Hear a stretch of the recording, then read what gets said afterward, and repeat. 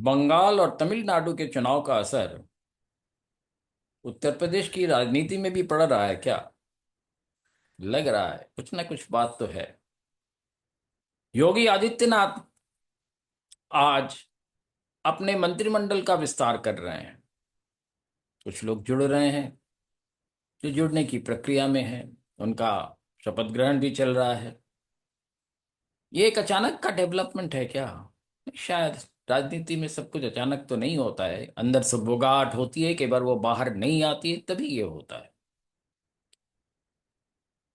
तो उत्तर प्रदेश भाजपा के लिए एक बहुत महत्वपूर्ण राज्य है।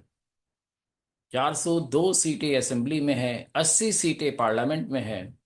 और 2027 में, यानी कि आज से कुछ ही महीनों बाद, वहां चुनाव होने वाला है। और इस चुनाव को बीजेपी के लिए एक, आप कह सकते हैं, एक जन्म मरण की उनकी समस्या है। बीजेपी अगर ये जीत लेती है, उनको जो 20-21 राज्य है वो बनी रहती है। और अगर नहीं जीत पाते हैं, क्योंकि उत्तर प्रदेश कोई आसान राज्य नहीं है। कई तरह के पेंच हर जिले में है। राज्य की तो बात आप छोड़ दीजिए। कई तरह के दल हर क्षेत्र में है, हर कॉन्स्टिट्यूंसी में है, और इनमें अपने सीटों को निकालना बीजेपी के लिए, योगी आदित्यनाथ के लिए बहुत आसान नहीं है, ये वो समझते हैं। इसलिए भी समझते हैं कि 2024 की जो चुनाव रही है, उसमें पीडीए का, पीड़ित दलित, अनुसूचित जाति वगैरह का जो घेरा रहा है, उसकी वजह से जो है बीजेपी को बहुत सीटें खोनी पड़ी। 43 सीटें 80 में से कांग्रेस और समाजवादी पार्टी को मिल गया। बाकी भी बीजेपी को जो सीटें मिली, सारी बीजेपी को नहीं मिली। उनके सहयोगी दल हो, राजभर की पार्टी हो, और कई पार्टियों को मिला के, सारी अनुप्रिया पटेल की पार्टी, इन सबको मिला के मिला है। तो आखिर क्या होगा उत्तर प्रदेश में? क्या उत्तर प्रदेश में भाजपा समझती है कि विपक्ष इतना सशक्त है? आज आज के विस्तार को देख के लगता तो है कि भाजपा कहीं ना कहीं सहमी हुई तो जरूर है। उनको लग रहा है कि विपक्ष के तेवर उनके लिए परेशानियां पैदा कर सकते हैं।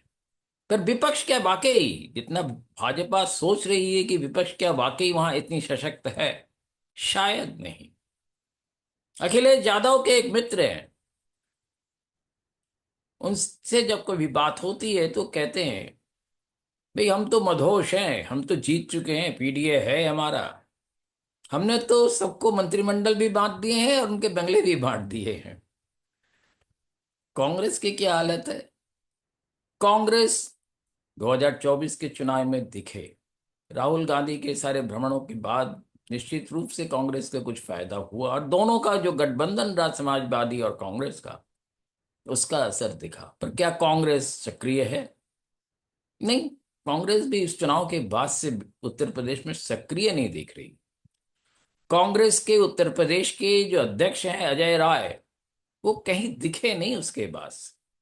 हालांकि लोकसभा चुनाव में उन्होंने तो वस्तुतः नरेंद्र मोदी को हरा ही दिया था, और काफी काउंटिंग में काफी मशक्कत के बाद जो है एक रिजल्ट आया था। पर बीजेपी में एक बड़ी खासियत है, वो एक चुनाव खत्म होने के बाद दूसरे चुनाव के लिए तैयारी में जुट जाते हैं। हालांकि अब की लग रहा है, आज के मंत्रिमंडल का विस्तार को देख के लग रहा है शायद वो भी उतने कामगार नहीं हो पा रहे हैं। क्योंकि बीजेपी के उत्तर प्रदेश के आधे से ज्यादा, साधारण सीधे सीधे कह सकते हैं, जो आरएसएस का कैडर है, वो बंगाल में पिछले 1.5-2 साल से काम कर रहा था। 2 लाख से ज्यादा मीटिंगें उन्होंने की। तभी वहां पे बीजेपी के लिए भी काम करने वाले इस वक्त तक नहीं है, अब जरूर आएंगे। इन हालातों में क्या समाजवादी पार्टी, जो चुनाव से पहले, लोकसभा चुनाव से पहले तो काफी उनके लोग गांव गांव में, शहरों शहरों में काम करते हुए दिखे, आंदोलन करते हुए दिखे, कांग्रेस भी सक्रिय दिखी, पर पिछले 1 साल से कोई सक्रियता उनकी तो दिख नहीं रही। क्या वो कुछ कर पाएंगे? क्या वो सो रहे हैं या जाग रहे हैं, ये भी किसी को अभी नहीं पता। तो विपक्ष अगर जाग जाती है, खास करके बंगाल के चुनाव के बाद, जिस तरह से अखिलेश यादव तुरंत कोलकाता जाके पहुंचे, ममता बनर्जी के साथ खड़े हुए, और ममता बनर्जी ने भी ऐलान कर दिया कि वो तो अब इंडिया गठबंधन में ही है, जिसके बारे में लोगों को कई तरह का शक व शुबह थी। तो इन हालातों में क्या उत्तर प्रदेश का चुनाव एक दूसरा लिटमस टेस्ट बीजेपी के लिए वाकई होगा? और 402 सीटों का आंकड़ा और 43 सीटों का जो इनका आंकड़ा है, उसको हिसाब से अगर आप देखें, उनको अगर असेंबली कॉन्स्टिट्यूंस में आप कन्वर्ट करें, तो कहीं ना कहीं लगेगा कि कुछ ना कुछ पिछले लोकसभा चुनाव के हिसाब से एज जो है समाजवादी पार्टी और कांग्रेस को रही है। तो इसलिए उत्तर प्रदेश का चुनाव का अखाड़ा जो है बड़ा आसान तो नहीं है।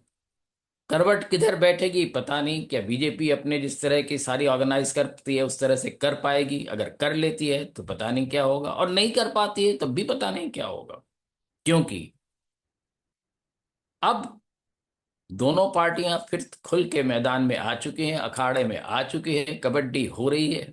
अब कबड्डी में कौन किसको पछाड़ेगा, ये 2027 के चुनाव के हमें इंतजार रहेगा देखने के लिए कि कैसे ये कबड्डी होती है, और कैसे कौन 2027 में भाजपा रहती है, योगी आदित्यनाथ रहते हैं, या कोई नया चेहरा सामने आएगा। बहुत धन्यवाद, देखते रहिए, हम इंतजार कर रहे हैं इन चीजों का मजा लेने के लिए।